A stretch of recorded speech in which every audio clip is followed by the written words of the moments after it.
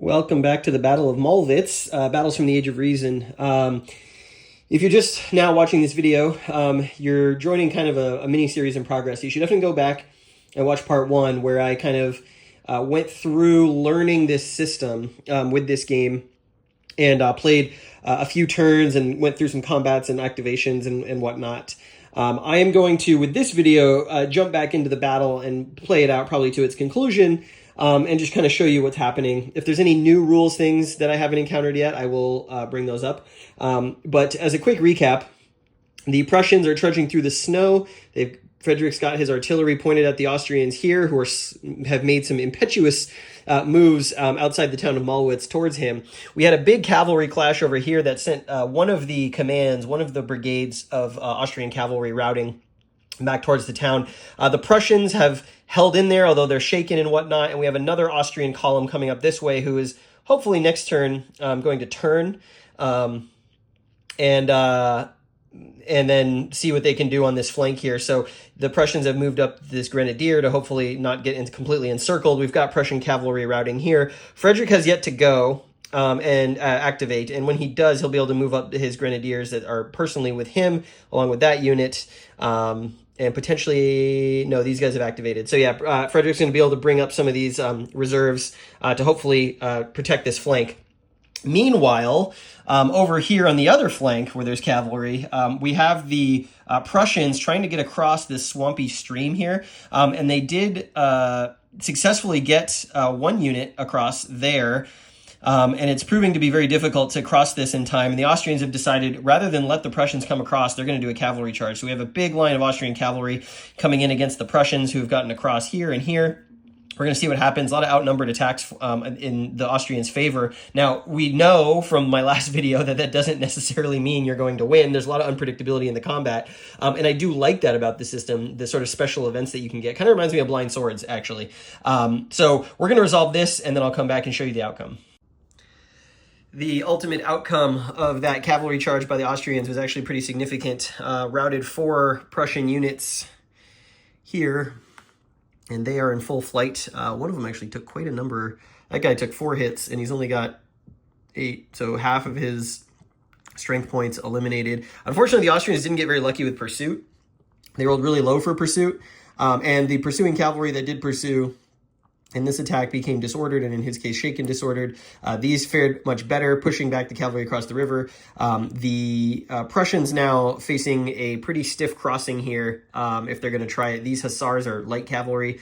They will be able to retreat before combat, but it's a mess over here, and it probably means that flank is secure for the time being for the Austrians. So yeah, the flanks are where all the action has been as the infantry tries to move up. I think we're going to get, hopefully, some more action next turn. The last folks that need to go on the Prussian side are all down here, these formations, so they need to move up. Frederick is hopefully going to be able to activate and move up some of those independent grenadiers. And the Austrians don't want to move this infantry. In fact, if anything, when they activate, they want to maybe move backwards. That will cause a disorder check, but I think it's worth it to get out of range of these guns and form up the line a little better from this impetuous advance. So we continue.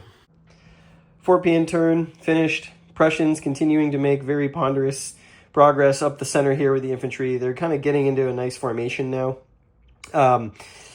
We did our rallies. Most of the Prussians actually rallied. The stuff that was driven off by the Austrian cavalry, which is not great. Most of the Austrian cavalry did not rally, and they are fleeing. So we recovered a lot of the units that the Prussians had that were routing, now shaken, disordered. The one thing I should mention is that we did get a second activation with, I believe, one of these infantry units because of snow. And we got another aggressive commander result that the Prussians applied here to Gruna again. So his infantry during the turn, he tried to back them up. That's why you see some disorder here. They failed their morale checks after doing a reverse march. But after that happened, they were forced to then advance again, and they are now within really, really close range to these Prussian 12-pounders. So depending on how the initiative goes next turn, we may just be able to blow them away. If they rout, they're going to rout through the line back here, and it's going to be quite bad for the Austrian cohesion, despite the advances that they've made over here on the right. I wouldn't say they've made an advance here, but they're certainly setting up for something in this next turn. So underway, here we go. just to show you how absolutely unpredictable this game can be. So for the second activation on the turn, the Austrians won a wing activation, and they decided they needed to clean up that left flank before the Prussians throw off this cavalry charge that they want to do. So we're in the process of doing the cavalry charge, close combat stuff. We're doing the attacker morale checks first to see if they're actually going to charge. This unit here with this leader, he actually extended his line, so he's going to charge 2 hexes into there. That was my plan. We've got a disordered cavalry unit here. I actually stacked 2 cavalry units together here to charge that unit to get the good odds. So I'm rolling for that stack's morale check to see if they're actually going to follow through with the charge. No problem, right? Problem. I rolled double zeros. In this game, double zeros is a panic result, which means the stack that rolled that check immediately routes. So these two cavalry units are going to route. Then every unit adjacent also has to make a test for a potential route. They may route as well. So what was looking to be like a very devastating Austrian charge into the Prussian right flank is actually becoming a flee.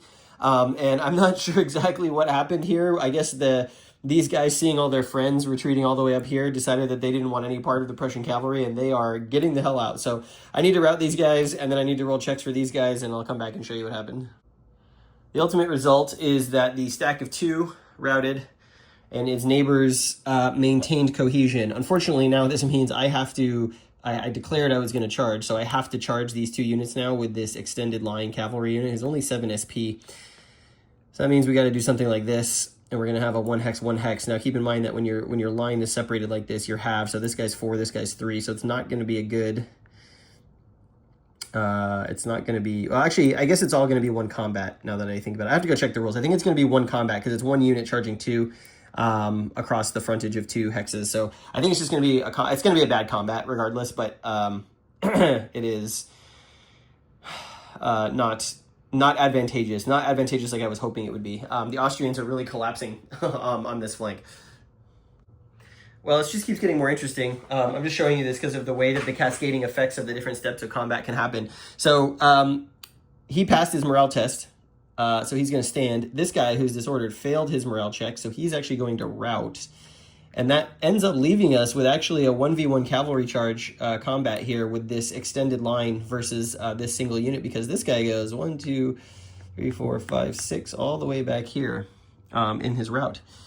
So yeah, just a really interesting series of events there. The Austrians routed. Then it's very it kind of reminds me of Great Battles of History in the sense that like you can never really control when units are going to flee. In this particular instance, or in this particular system, the units seem very fragile. Like you commit them essentially, and they've got one combat in them before they break or become disordered or shaken, and it's really hard to get them back. So you really want to make your thrusts count when you have them. So we're going to resolve this combat. Result was a Prussian rout, and then this Austrian unit took half hits off of another special event. So just absolute chaos in that combat. I am likely about to do something very stupid, but I think it's worth it in the name of education and learning, especially when it comes to tactical decision making. So these 2 battalions are just kind of caught out of no man's land. Their formation is the one that's been advancing uncontrolled every so often. And now they're like too far forward that they're really in dangerous range of these 12-pound artillery pieces.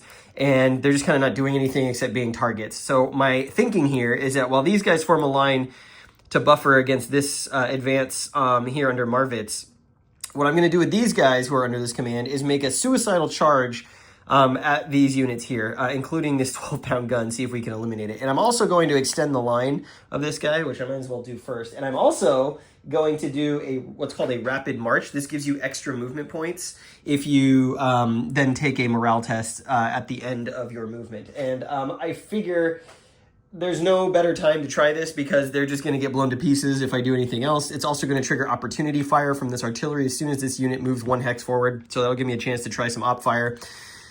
So let's do it. We're going to do some extended movement or whatever it's called. It's called rapid march movement. So they're just going to try and close the gap here. First, we're going to extend the line for 1.5 movement points in the snow. So we've got the strength of the unit now spread across 2 hexes. The reason I'm doing this is I figure it will make the artillery fire somewhat less effective because the cutoff for density is 3 or less. So now there's 3 strength points in each hex. so the artillery won't be as deadly because they'd have less to shoot at. So we're going to try it. And then he's got 6 movement points. And I want to end him probably... I want to end him here. This is where I want him. So as soon as he moves forward like this. Now, by the way, the other way that I can express the line is by putting it across 2 hexes like this. I just worry that I'm going to get confused about where he was if I forget that he's got a line extension. So I just use the line extension markers like this. So there's 1.5, there's 3. He's got 3 movement points left. Oh, actually, you know what? Now that I think about it, because he's got 6, he did 1.5, 3, he'll go 4.5, but then it takes an extra movement point to enter an enemy zone of control. I forgot about that. So he's actually not going to be able to make it. So what I think instead I'm going to do is I'm actually going to line extend both of these formations to make them harder to hit with artillery. I think that's the answer here. And then move them forward 1 hex. And then on the next activation, I'm going to hopefully charge this line. So let's go ahead and do this. That right there is going to trigger opportunity fire as soon as he enters this hex from both of these guns. So let me resolve that. And of course, in my hubris, I have neglected to consult the infantry line SP chart, and it actually turns out that a strength of 6 is not large enough to split. Sorry, a strength of 6 is not large enough to have an extended line. So I need to be at 7 in order to extend my line. So my whole plan here has been ruined. I cannot extend these units' lines. I will have to rush them forward if I want to try to do anything. So no line extension for them. It was a good try, though. Wrapping up the 420 turn, starting the 440 turn. We're getting close to a lot of major engagements. I expect that the game will slow down a bit as we sort of close these infantry lines. Prussians weren't able to rally. They've got fleeing cavalry on both flanks. We did shore this situation up here. No one wants to get into that swampy area. It's really bad. So they're just facing off against each other. Not sure too much is going to happen. I was thinking maybe I would try and take these hussars and do something clever, like go up the river and then come around. They have a decent initiative, so they are effectiveness rating, so they might be able to activate on their own. But then they'll be out of command, so they won't be able to do much attacking. It's really just to harry and annoy mostly. So the Austrians, the biggest thing here is that the Austrians decided they have so many of their sort of like left center forward in uncontrolled advance. They decided they were going to send the rest of the infantry up. So we're starting to see a breakup of the line in front of the town of Mollwitz, and they are moving forward, and that includes their artillery, which they have limbered, and next turn are going to focus on moving forward. The Prussians are still a little ways away from being able to engage there. So I think what the Austrians are hoping is that they can cause some chaos in this section of the Prussian line, threaten the artillery, and then have these guys kind of advance up in support from behind. We'll see. Best laid plans, right? The Austrians did manage to rally a fair number of those fleeing cavalry. They're in really bad shape from a strength point losses perspective, but they're at least still in the fight. And then it's just kind of a mess. This cavalry battle over here has kind of run its course, at least for the Prussians. The Austrians may try to do something next turn, maybe a charge. Depends on who gets initiative here. This guy's pretty exposed in the flank. This is the commander of the right flank cavalry of the Prussians. And we've got this grenadier unit in square. The problem is I didn't get any wing activations last turn, and so I was not able to activate these independent units. So we're it's a little dodgy over on the right side. So what the Prussians want to do is keep plodding forward, and they want to get some fire down, especially now that they're within really close range of these guns. And they want to probably move these guys forward and deploy the 24-pounders so they can really hit the Austrians as they march forward. The Austrians picked a good time to do this because the Prussians had limbered their 24-pounders just because stuff got in front of them. They couldn't fire. So we're trying to find an angle here to attack. So that's where we are. It's going to go into the final turn of the 4 o'clock hour. And then after that is over, we're going to assess losses. I actually haven't counted it up, but there are a fair number of losses on the board. There's also, here's the eliminations. We have Prussian cavalry and 3 Austrian cavalry have been eliminated from the game. And that's going to count towards army morale modifier. So I'm curious to see how that's going to work out once we get to the end of this turn. All right, now it's getting spicy. The Prussians are closing the distance. They got a wing activation first go of the 440 turn, so they are in a really good spot. They decided to only move up 1 hex here with this entire line. They activated Frederick, and he got a wing command. They ended up moving and extending the line here on a couple of these units, so they're going to, next time there's an activation here, we're going to move in and try and take out those this disordered line of Austrians. We have our first close combat here for infantry. So that's going to be fun. I'll get to that in a moment. They passed, both of the attackers passed their morale check. We've got another cavalry attack up here against this shaken, disordered unit. They passed their morale chest. And we've got this right here on the edge of your screen. We've got another cavalry attack. That one's going to be enfilade, which is not going to be good. And they also passed their attack and morale check. So the Prussians are poised to deal some damage here. So I will come back and show you the infantry combat and some of the differences there with close combat for infantry. It is not looking good for this Austrian unit. So first of all, they failed their pre-combat morale check. They became shaken. Then they committed defensive fire, which was pretty weak, although we did do a loss to that unit there. And then he had to make a disorder check, which he passed. Now we're in the actual melee. It's a 3-to-1 attack, and because of the enfilade here through the flank, the Prussians are getting plus 14 to the die roll. So we're rolling it. So that's a 21 to a 6. So that's going to be maximum table on 3-to-1. And, ooh, I've never seen this result before, an S. Surrender. So this guy surrenders. I have no idea what that means. Let me look at the rules. All right, surrender just means that the unit's eliminated regardless of how many strength points it has left. So that is dreadful for the Austrians. And in fact, that is the third unit that has been eliminated this turn by the Prussians. The other 2 cavalry combats resulted in pursuit and elimination. So they are racking up the kills. The Prussians are here as the infantry assault begins. I believe, so we want to advance, and I'm not quite sure. If I advance this guy, I'm then flanking this unit here for a future turn, and I don't think anyone can reach him, so I think that's probably the best. I want to roll up this little miniature line here, and then that gives space for this infantry battalion to move into there. It does split up the regimental integrity here, which could matter. 1, 2, 3, 4, 5. It doesn't actually matter. I was thinking about the command range from Frederick here. So anyways, that was a very devastating infantry combat. The Austrians just surrendered, and I think it's going to get a lot worse for the Austrian center as we close the distance.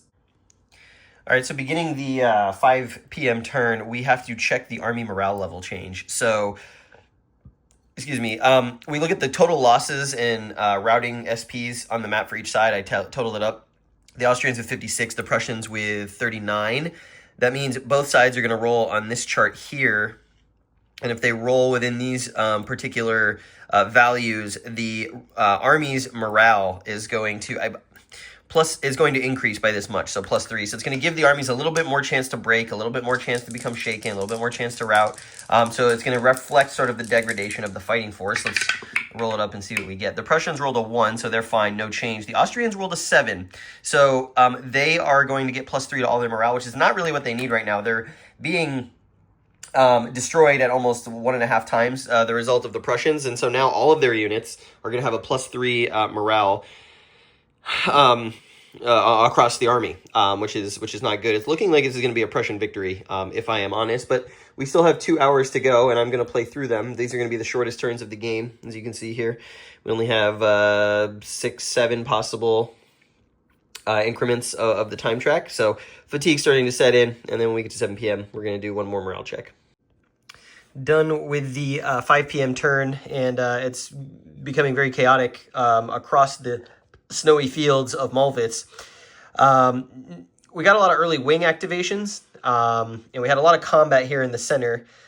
We had a bunch of fire combat, a bunch of artillery fires, and as you can see here, the entire left side of the Austrian center collapsed. All of the units routed. 2 of them recovered. The third one fled to the town up here. Unfortunately, he's got a leader with him. That's, I think, the wing leader of this formation, which I need to put there so I can see. And so we have got now a real threat of rolling up the Austrian line, which, was bound to happen given the Prussians' extreme advantage when it comes to close combat. And even in fire combat as well. So what's going to happen here on this next turn is the Prussians are going to, these are Prussians as well. This is the combat here that drove them away, disordered all of these infantry. But Frederick's here. He's going to have this infantry come in at an angle and just roll up this line if he can, hopefully. We had this formation move forward. There is, what the Austrians did try to do, which is what they did historically, is they tried to send this right-wing cav on a charge. Unfortunately, defensive fire against cavalry is pretty murderous.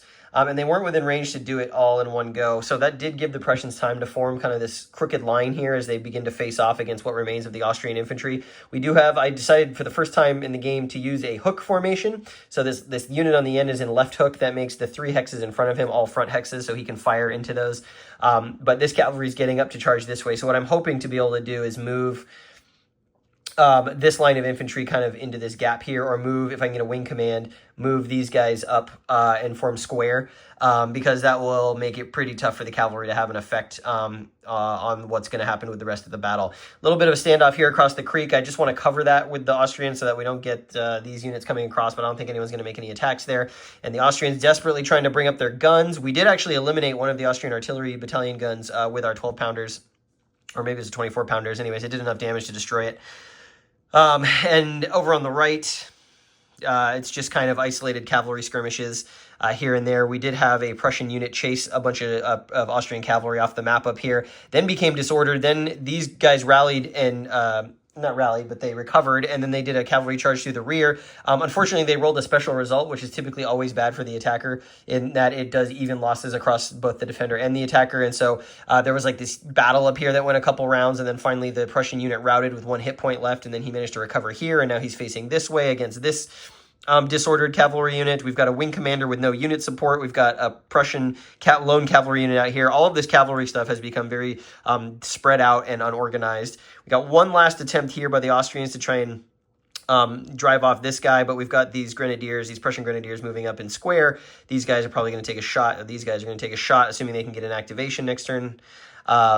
Actually, I don't know if they're going to have to roll for initiative on their own, but yeah, they can get a shot potentially. So yeah, it's just the Austrians have really fallen apart. What I'm learning about this battle is that if this left-wing Austrian cavalry charge, how they opened historically, doesn't go well for them, which it has not, then the Prussians are in the driver's seat, because once the infantry lines close, the Prussian infantry is just so much better. I'll show you an example here. See if I can zoom in a little bit. So we got a +4 close combat value on this guy. Most of the Austrian infantry is working with +1. So as you can see, it's pretty nasty. And especially here when the Austrian line was kind of disorganized, I'm really feeling the effects of that uncontrolled advance early in the game with the left side of the Austrian center, because that really put the whole line out of whack. And when you're unsupported on your flanks, it gets really easy to be surrounded. The linear warfare here is very apparent once you get to close combat, because if you don't have support on your flanks, if you're not in a line, it's easy to get outflanked, and outflanking has severe penalties against you. So it's nice to see that. It's nice to see that you're rewarded as a player for adopting the tactics of the period. So I'm going to continue on. 5:20 turn. This game, I mean, I might call it before we get to 7 p.m., but because the Austrians have taken so many casualties, a bunch of units have been eliminated. Yeah, I'm having fun, so we're going to keep going.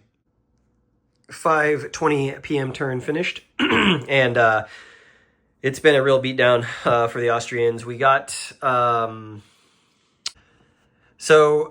we had the Prussians form up this line. Here's that sort of sweeping maneuver I talked about, about ready to happen on the Austrian left flank of the Austrian infantry. We got some reserves kind of moving up. We did get a snow event for the Austrians here, which allowed them to close the distance with the front of this Prussian line and make an assault with no defensive fire and a +1 modifier. It went okay. Both of these units repulsed a couple of Prussian infantry, even though they were at really terrible odds, but we did have a rout up here for one of those infantry units, so we're all kind of mingled in here. The Austrians just trying to make something happen and disrupt the Prussian advance. Hasn't happened. Schwerin's grenadiers have moved up on the left, and they put down some murderous fire against this cavalry, who is setting up to try and cavalry charge with one last hurrah for the Austrian fight here. And then we've disentangled these hussars here on the very far Prussian left, and we're going to try and just make these guys back off of this line if we can, make the Austrians have to deal with sort of encirclement and what have you.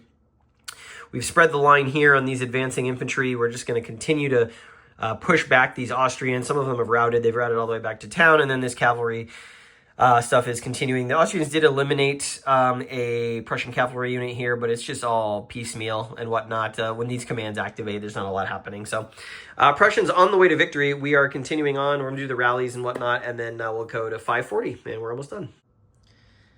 We had a very quick 5:40 p.m. turn. I mean, it went super fast. Every initiative roll seemed to be moving the marker down, and none of the sides got a wing command, so it was a lot of just command leader activations that weren't not a lot happening. A lot of times they were failing, and all they got was a fire phase. So there was a lot of, here, I'll use these. There was a lot of musketry fire exchanged here. You can see the Prussians have decided to make their move, and they have routed a series of the Austrian infantry there. The Austrians also didn't help themselves either. The last sort of fresh Austrian infantry reserves moved up and tried to make an attack in this general area and ended up routing themselves. They did actually rout. If I move this back a little bit, you can see some of the Prussian infantry did rout. We got, there's a grenadier unit in here that routed. I think it's this one. But that's because when we got to the end turn phase, we had a flurry of activity. I thought the turn was going to be really short, nothing happening. You could really feel sort of the battlefield fatigue coming into play. But on the final sort of like at the end, after the end turn was reached, there were still some commands that had yet to go. And though they could not move, they were mostly cavalry commands. So the Austrians, in their desperation, you'll notice, decided that they were going to make a desperate last chance charge at the Prussians. So this wing over here charged across this swamp quagmire terrain. It did not go well, as you would expect. You can see we've got routing Austrian cavalry there. We disordered the Prussians, but didn't really cause any casualties, unfortunately. And we also had 2 units fail their pre-combat morale test. So really demoralized and disorganized the right wing of the Austrians here. It was kind of a Hail Mary anyways. I felt like I had to do it. And I wanted to see what a charge across bad ground looked like. Well, it looked pretty terrible, so don't ever do that. Learn from me. And then we had the other cavalry command here that had been taking fire from these Prussian grenadiers for about 40 minutes, decided they were going to launch a charge. One of them failed, but we did have a pretty good success here. So you can see these 2 Austrian cav units under the command of Breitenfeld, looks like his name is, ended up routing the Prussian infantry, including one of these grenadiers units. So driving a wedge in here into the Prussian left. Now, they're not in a real good spot because as soon as the Prussians get to go, they may be able to put some musketry fire into the flank of that unit. There's a leader here.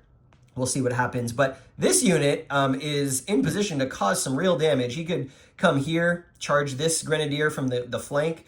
He could turn around and attack this infantry unit in the rear. So the battle is kind of looking over, but the Austrians are going to make it as painful as possible.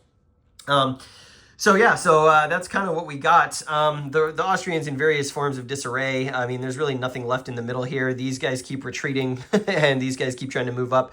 And then nothing really happening over here. So we're coming down to kind of the final 3 turns of the game. We're going to do the rally phase, but this is where we stand at 6 p.m. as the armies try and get to grips with their routed units. We are probably going to have to make another roll for the Prussians for losses this turn, so their morale modifier may go up. I've had a couple of Frederick flees the field special events happen, but because the Austrians are so far behind in terms of SPs destroyed or routed, Frederick has felt very confident to stay and finish the job.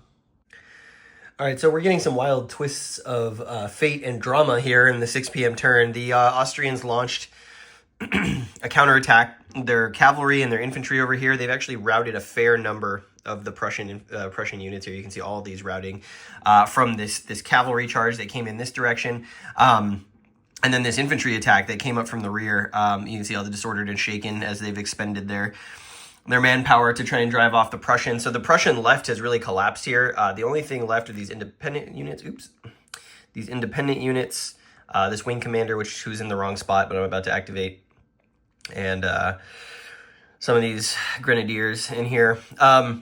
The Prussian left decided that they were, after sort of receiving the charge across this swamp, they decided that they were going to go after it. We've got a disordered Prussian hussar who's chased and destroyed some more Austrian cavalry. The Austrian cavalry here on the right is completely scattered and disorganized, with the exception of these units here. So it's going to be really interesting to see what happens. We did get a panic army event. I rolled 00 on the initiative roll. Both sides had to check to see what their losses are. The Austrians are on the maximum loss column when it comes to seeing if their morale changes. But fortunately for them, they rolled a 0 on that check, which means their morale improves by 5. So that has put them back in the fight in a very real way. Now, the Prussians have just gotten a wing command, and I got to figure out what I want to do with it. But the Austrians have really caused some havoc here, and it's going to be difficult for the Prussians to regroup because they're now sort of all scattered and disorganized from their advance. Entering the final turn of the game, the 6:40 p.m. turn, I'm definitely feeling like both armies have pretty much exhausted themselves at this point. There's really not a lot of manpower left. It's mostly just units trying to pick off scraps here and there. Pretty disorganized melee happening in the center.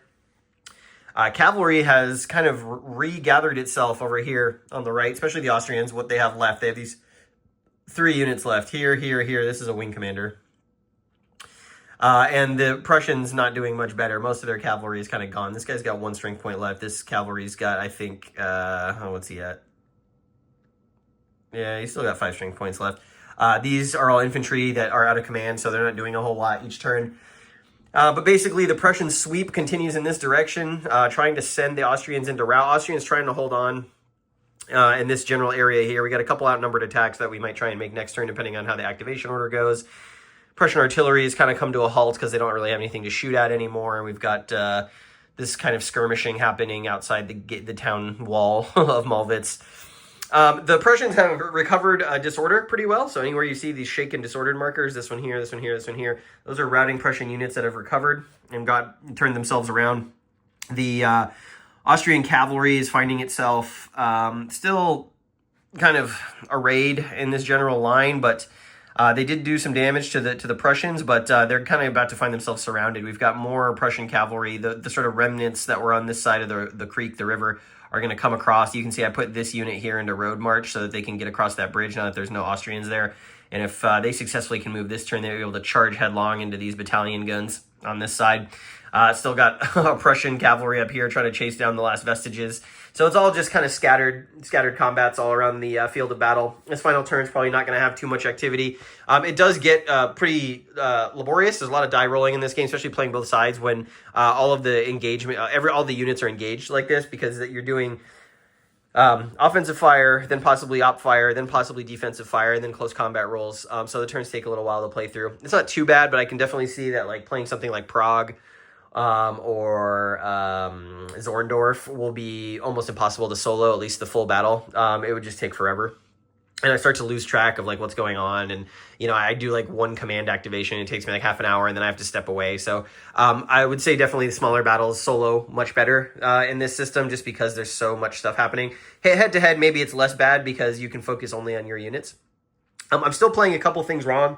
I've noticed, or I'm forgetting. I'm not playing it wrong. Sometimes I might be playing it wrong. But the one I'm forgetting a lot is that it costs 1 extra movement point to enter an enemy zone of control. It hasn't mattered too much. I think most of the engagements have been within 2 hexes, which is enough in this scenario with the snow to get into an enemy zone of control. The other one that I did not realize was that, and I've been doing this all game, is that cavalry doesn't pay the oblique movement points. So when you move in this game, moving straight ahead, you have to move into one of your front hexes and kind of alternate back and forth. Like this guy would go here, here, here, here when he moves.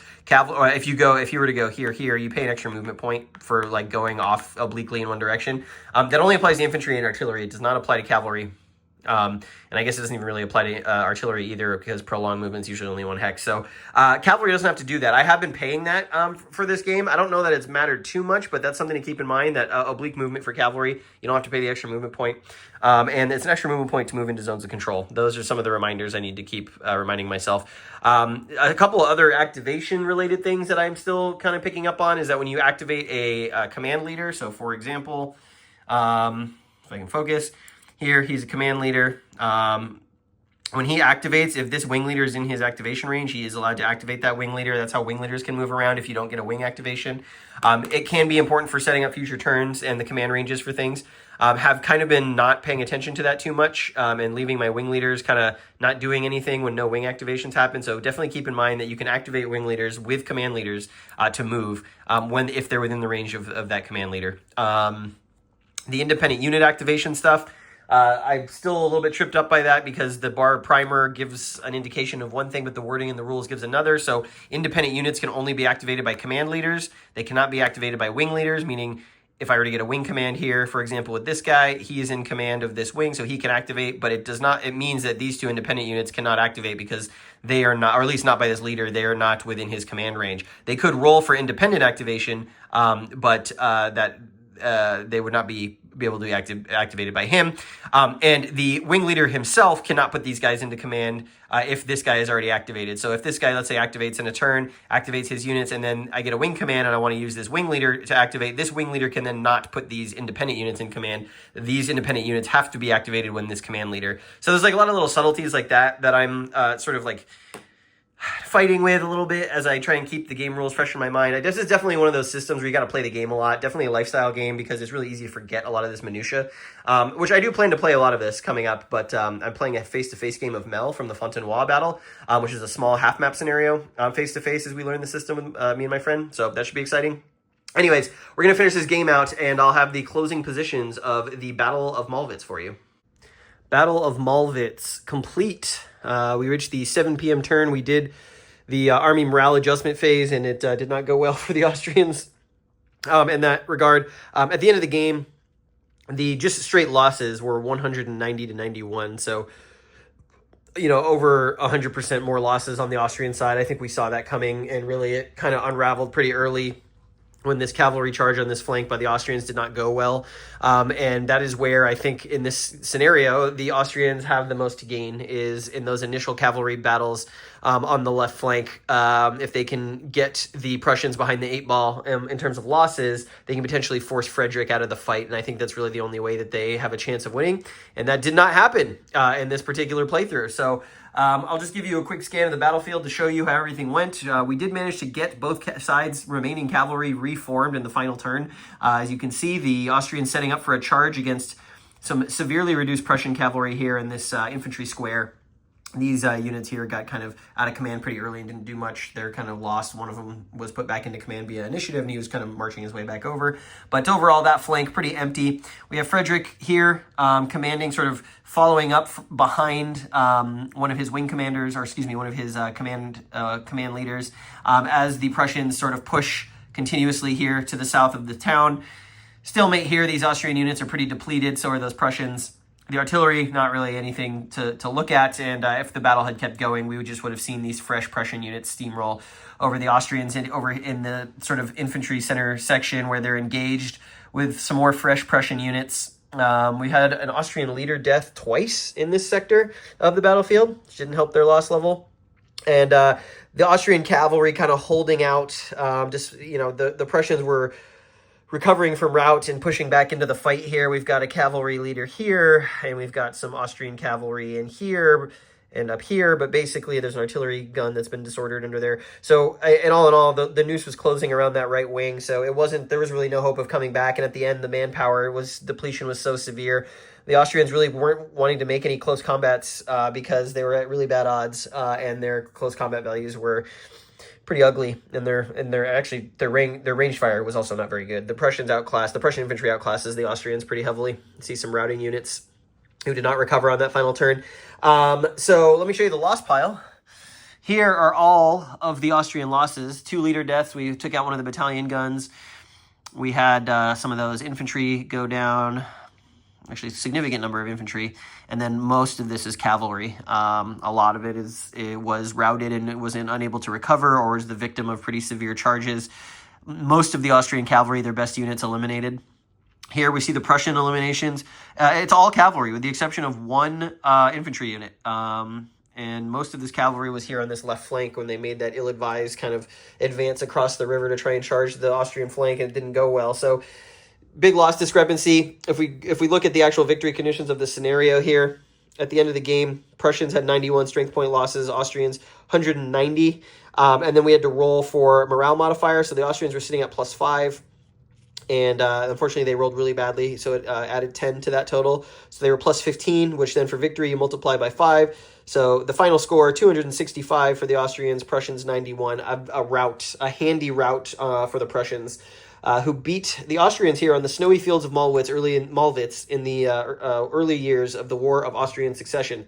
So it's complete. I had a great time playing this. I think this system is, for as detailed as it is and as dense as it is, there's a lot of really cool stuff happening here. And I will do a separate video of my final thoughts, well, not my final thoughts, my first impressions of the system using this battle as my opening experience with BAR.